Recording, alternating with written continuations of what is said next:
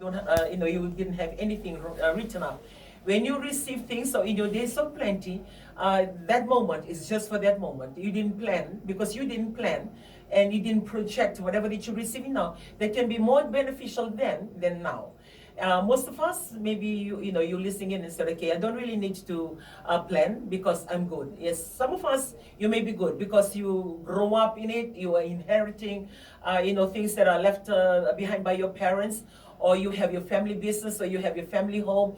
There's a lot of things, so quite a fair bit of things already done up for you.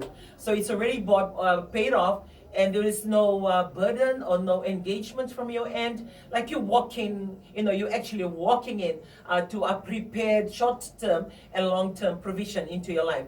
And some of us, it's either or, maybe you're coming in to finish the paying off of that loan or the paying off of that mortgage. So you come in like on the other half for you to continue the legacy, but it has to take some finances or some commitment from your part. And some of us, we basically have nothing, in the physical term. Like you haven't earned anything, you haven't really gotten yourself to build a house, you haven't bought anything that you can say to yourself, okay, this is towards my, long-term plan.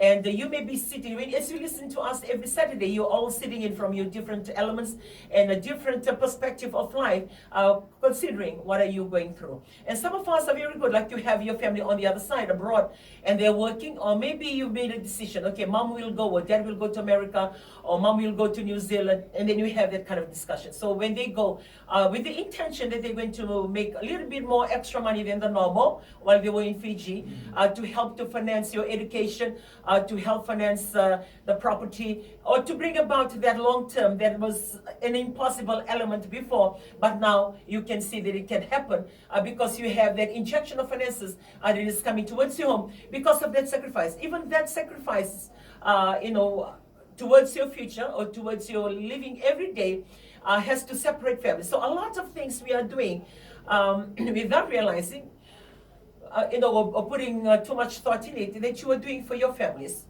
which means you have your family at heart, you have your spouse at heart, you have everything that is in the correct place of priority in your heart. All you need to do is to sit and review, check everything that you have planned. And goes back to what we were saying from the beginning, and even we share it on the couple session on Thursday, that you need to sit as a couple, project, plan, the everyday living, the finance, because even though you're projecting for something greater to be achieved maybe in the short term or long term, that will take finances or take quite a fair bit of chewing up of your budget now to achieve that. Remember, you still have operating costs every day. You still have meals to provide. You still have to pay your electricity bills, pay your telephone bills, or pay your water bills, or pay for your rent if you are renting, or pay for your loan and mortgage if you have your property and it's on loan. So you still have that operating cost apart from your short-term and long-term projects or whatever that you're planning, which means mataknikoa vinakastarana kina mendanta bita vitan lotaka how to tackle baleta eroni kemro visemiroroti ko pabiwatini kemro patororoti ko manila mo ilama inangona kemro ndui handle taka kina number finances. There are some leftovers, some extras here, but that extra, if it's left on its own, it's less. In the that extra, when it's combined, it's a little bit more, which means that it can still be used for something that is greater than the normal. When you look, say, if you're spending your money and then you say, okay, after I do all my payments and everything, I'm left with about $20 or, depending. I'm left with $100 or I'm left with $200.